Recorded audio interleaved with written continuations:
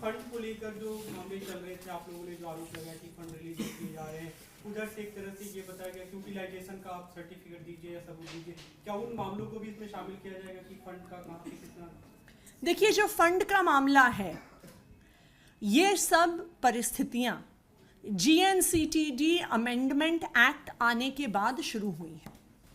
GNCTD amendment act आने के बाद अफसरों के ऊपर सारी ताकत, अफसरों को सस्पेंड करने की ताकत, अफसरों पर डिसिप्लिनरी एक्शन लेने की सारी ताकत को एलजी साहब को दे दिया गया है। और जब से जीएनसीटीडी एक्ट आया है, दिल्ली सरकार के अफसरों ने चुनी हुई सरकार के मंत्रियों के आदेश मानने से मना कर दिया है।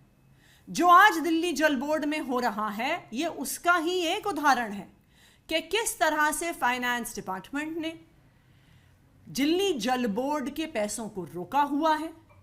मेरे बतौर फाइनेंस मिनिस्टर होने के बावजूद, उनको आदेश देने के बावजूद, 3 बार रिटर्न डायरेक्शंस देने के बावजूद फाइनेंस डिपार्टमेंट फंड्स नहीं रिलीज कर रहा है। इसका नतीजा और इसका नुकसान किसको हो रहा है? इसका नुकसान दिल्ली के लोगों को हो रहा है। कल मैं त्रिलोकपुरी गई थी।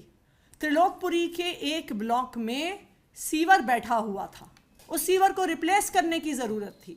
उसका टेंडर भी हो गया, उसका वर्क ऑर्डर भी हो गया, लेकिन वो कॉन्ट्रैक्टर काम करने को तैयार नहीं है क्योंकि उसके पुराने पेमेंट्स नहीं हुए।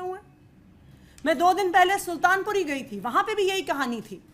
वहाँ पर सीवर ओवरफ्लो कर रहा था, लेकिन जिन कॉन्ट्रैक्टर्स से सीवर क्लीनिंग मशीन्स हायर करी जाती हैं, उन्होंने काम करने से मना कर दिया था। क्यों? क्योंकि उनके पुराने पेमेंट्स नहीं हुए।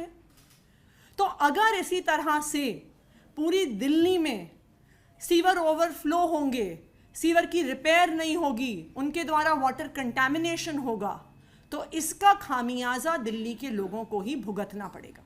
इस मुद्दे को हमने कई बार एलजी साहब के पास भी उठाया है।